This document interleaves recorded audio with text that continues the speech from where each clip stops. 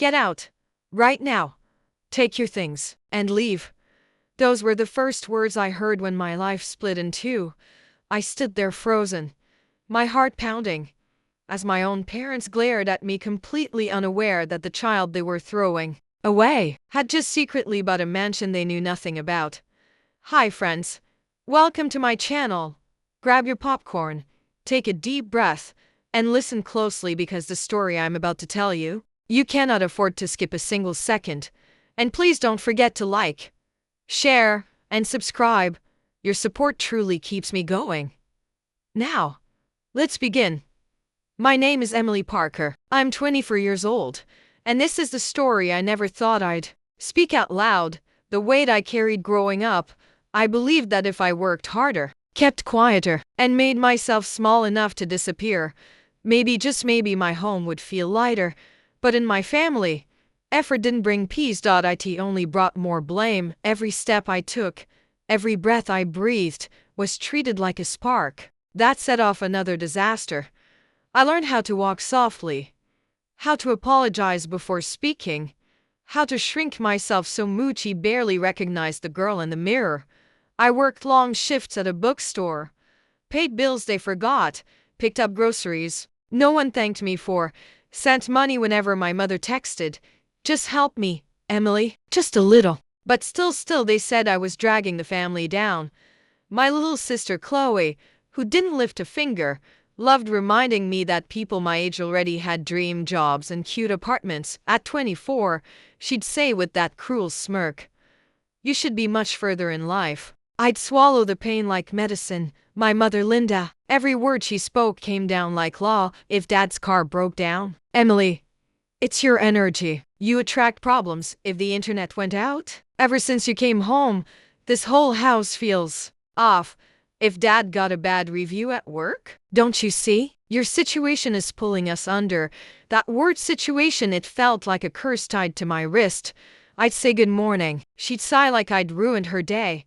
I'd offer help. She'd mutter, "Just don't bring your bad luck into the kitchen." Dad wouldn't even look at me sometimes. I asked if eye contact alone could infect him. And at night when the house got quiet, I'd lie there asking myself the same question.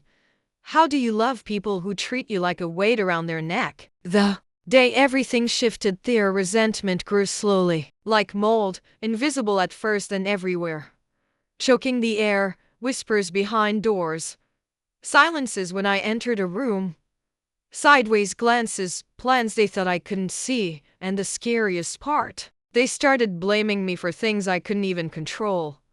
A storm, a misplaced receipt, a missed delivery. "Nothing stays right when you're around," they'd say. Sometimes I felt myself folding into my own skin. The breaking point came the night Aunt Rebecca visited. She looked me up and down like I was rotten fruit. "Some children are just born with unfortunate fate," she told my mother. "The sooner you stop carrying her, the better." Mom nodded. Dad stayed silent. Chloe sipped her iced tea, enjoying every second. I went to my room and cried quietly into my pillow so no one could say my sadness ruined their evening. The moment they pushed me out after that night, something shifted. It felt like the whole house was holding its breath, waiting for the perfect excuse. That excuse came in the form of milk. Just milk. I forgot to put it back in the fridge. A small mistake, the kind that should have faded in minutes, but not in my home. Not with parents who were waiting to explode. Mom, in her red blouse and tied up dough, turned on me like a flame finding gasoline. "Can you ever do anything right?" she snapped. "You bring trouble everywhere you go." Dad joined in, voice sharp. "Nothing works when you're around." "Nothing." Chloe leaned against the counter, smirking. "I told you," she whispered. "You really can't do anything right." I stepped back. I tried to breathe, but their anger was too big, too loud, too ready. Mom pointed at the door. "Enough. I'm done with your bad luck. You've always been useless, and I can't take it anymore." Dad raised his voice even higher. "You've brought nothing but problems." And that was the moment they threw me out, the moment they believed they had finally freed themselves. What they didn't know, not yet, was that I was no longer the burden they imagined. I had been quietly building something, quietly saving, quietly preparing for a life far away from their resentment, a life they would soon learn about in the most shocking way, because the girl they kicked out, she was already the owner of a mansion they could only dream of. We've put up with your mistakes for years. Now leave. Take your things and go. I stood frozen for a moment, the weight of their words pressing on me. And then my eyes fell on the bag I had brought. It felt heavier than it had ever been. Slowly, I bent down and picked it up. My chest tightened. Every step toward the door felt like a lifetime. Every glance from me, mother and father stabbing at me with invisible knives. Before I could even respond, my mother swept across the living room and began throwing my small collection of papers, even a few photos, onto the porch. My father followed, tossing the laundry bag after them. The sun glinted off the scattered items, mocking me with its brightness. My sister laughed quietly, hiding behind the corner of the doorway, enjoying my humiliation like it was some twisted game. I felt tears sliding down my cheeks, hot and stinging, but I refused to make a sound. I refused to scream or beg. I took a final deep breath, slung my bag over Miss Holder, and walked out the door. Each step away from the house felt like shedding a layer of shame, but the sting of betrayal cut deeper than I had expected. The street felt empty, yet alive with possibility. I glanced back and, barely catching the furious face of my parents, the judgment in my sister's eyes, and in that moment, a strange calm settled over me. They thought they had destroyed me. They thought I would suffer. They didn't know the truth. I had already made my own plans. They didn't know that I had been quietly saving, quietly dreaming, quietly working toward a life that was mine alone. A life where their insults could not reach me. A life where I could finally breathe freely, where I could finally be seen for who I really was.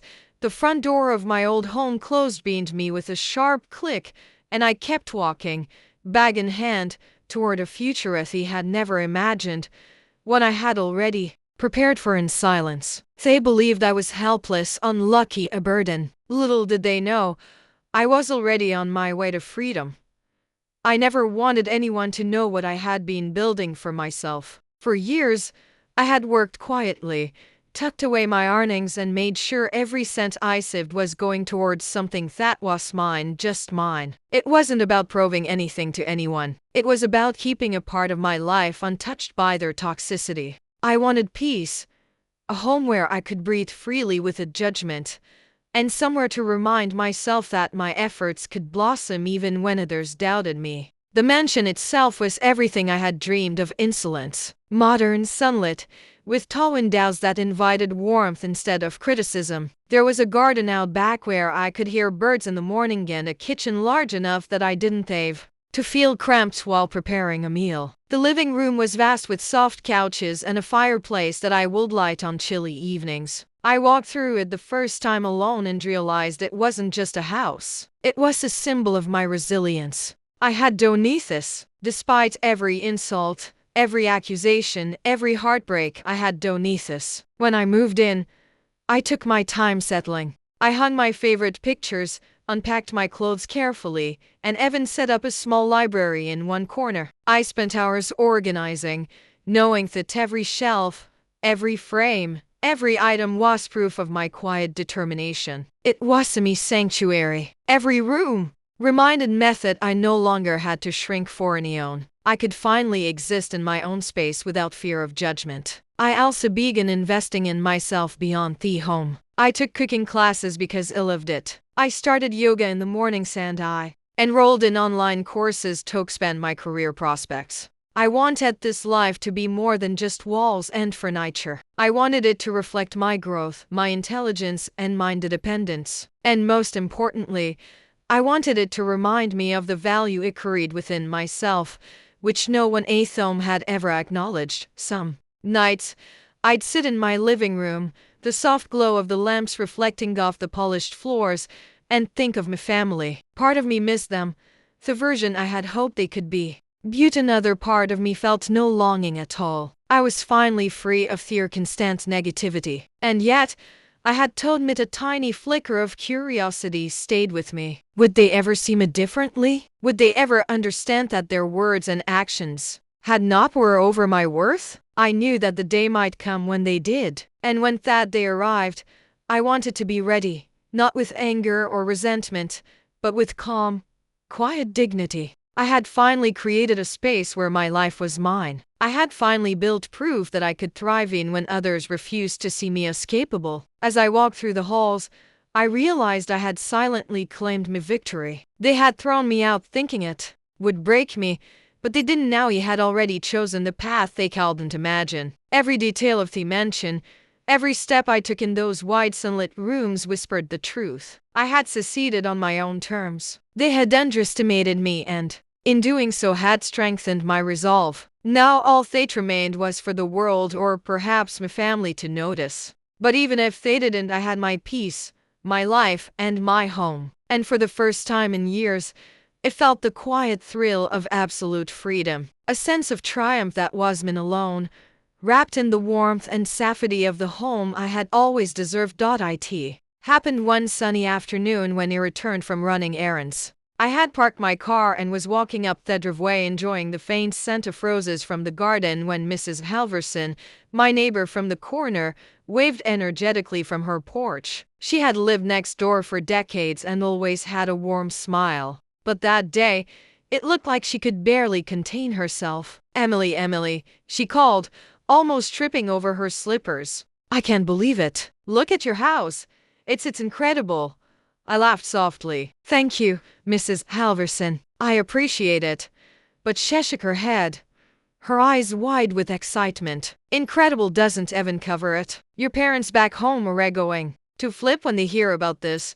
I told a few friends already. They couldn't believe it either." I smiled politely, though a small part of me felt a strange mix of anticipation and anxiety. I had built this life quietly, but now word was spreading. I had always known the possibility of discovery was there, and now it seemed inevitable. Be why the next morning, the news had reached my parents in full. I imagined their conversation vividly, my mother pacing angrily in the living room, phone pressed to her ear, trying to verify if it could truly be me, while my father muttered in disbelief beside her. "Linda, are you sure it's Emily? The one we know?" Threw out. "Yes, Michael," she snapped, her voice trembling in a way I had never heard. "I saw it with my own eyes. She has a mansion, a real mansion, and it's beautiful." Shocked silence must have followed, for my father's voice returned, quieter this time. "But how?" "We treated her like a don't finish that sentence," Linda hissed. "It doesn't matter. We made a mistake. We were wrong."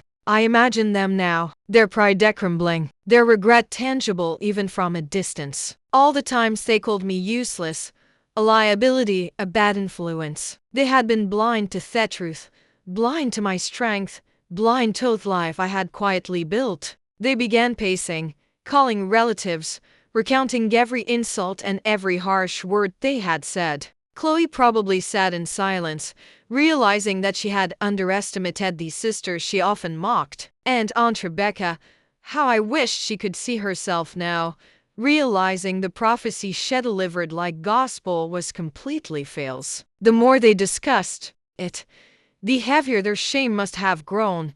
Guilt settled in their hearts like a thick fog. And slowly the thought began to form. We need to see her. We need to apologize. And that thought, unspoken but urgent, would set the stage for what was coming next. For me, the mansion wasn't just a house. It was proof that I could thrive without their approval, without their support, and without their recognition. But they were about to face the reality of their mistake. The day they would finally appear, trembling, tearful, and desperate for forgiveness, was approaching, and I felt a strange calm, knowing that when they arrived, I would be ready, not to return to old pain, but to stand in the quiet strength of the life I had created. I had waited for this moment quietly, and now it was almost here. The day they arrived, I was in the living room, the soft morning light streaming through the tall windows when he heard the car pull up. My heart beat faster, though I had expected this moment. For weeks, I walked to the door and saw them. My mother, My father and even Chloe, all standing awkwardly at the gate, faces pale, eyes wide, hands trembling. My mother's lips quivered. My father looked broken, and Chloe clutched her bag as if it was a shield. I opened the door slowly and stepped outside. "Hello," I said calmly. My voice held no bitterness, no anger, just a quiet strength that had taken years to build.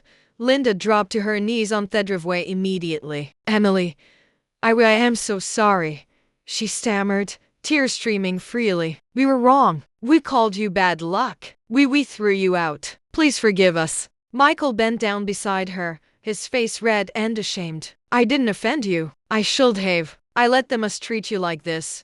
Please, Emily, please come back." Chloe stepped forward, timid, almost whispering. "I said so many hurtful things. I didn't mean it. Please forgive him too." I looked at them all, letting their words sink in. Every insult, every cruel word, every night I cried quietly. They were finally seeing it. But I had to make my choice carefully. Years of pain had taught me that forgiveness didn't mean erasing boundaries. Forgiveness meant peace for me first and foremost. "I forgive you," I said slowly, letting words settle between us. "Truly, Edo, I know you acted out of ignorance, fear, and pride, but I cannot return to a toxic environment. I have worked too hard for my life and for my peace to give that up." They looked stunned. My mother's mouth opened, closed, and opened again. Michael rubbed his face with both hands, almost as if trying to erase their past mistakes from memory. Chloe's eyes glistened, and I could see a mix of regret and awe. "I will help you from afar," I continued. "I will support you when I can, but I will not live in the same house with people who see me as a burden. That time is over. I choose a peace, dignity, and a life where I am respected." My mother's shoulders shook as she carried, but she nodded. "We understand, Emily. We finally understand. And we are so proud of you." I smiled gently. "Thank you." And with that, I stepped back into the house. I closed the door behind me, feeling a wave of relief and freedom wash over me. The sunlight poured in through the windows, and for the first time in years, I felt completely safe in my own space. From the gate, I could hear their murmurs of regret and apologies. I knew they had learned a lesson, one that would stay with them forever. And I knew that forgiveness paired with boundaries was the strongest power I could ever claim. My mansion wasn't just a home. It was a monument to resilience, self-worth, and triumph. I walked through my halls, each step a testament to every tear I had shed, every moment of doubt, every time I had been told I was nothing. And I realized finally that life had not only given me back my dignity, it had given the freedom to choose how I would be treated and by whom. Peace was mine. Strength was mine. And finally, I knew me worth could never be questioned again. As I sit here in my living room, sunlight spilling across the polished headlers, I think about everything endured to get here. Every harsh word, every unfair comparison, every moment I was told I wasn't enough. It all led me to this quiet strength I now carry. I've learned that people's opinions don't define your worth and that forgiveness isn't weakness, it's freedom. My parents' regret doesn't diminish my journey and their apologies don't erase the past, but they remind me that I am bigger than their judgments. I built my life quietly, patiently, and with intention, and in doing so, I discovered something far greater than a mansion or financial success. I discovered myself. Every choice I made, every step I took was firm. And now I live in peace in a home that reflects my resilience, surrounded by the calm I fought so hard to earn. If you take anything from my story, let it be this. No matter how toxic or unappreciative your surroundings may seem, your quiet efforts matter. Protect your peace, nurture your growth, and never let anyone's doubts steal your dreams. One day your life will speak for itself and the people once underestimated you will see your worth, sometimes even too late. And when that day comes, you'll stand tall, not with anger, but with the calm satisfaction of knowing you chose yourself first. That you've learned is the truest kind of victory.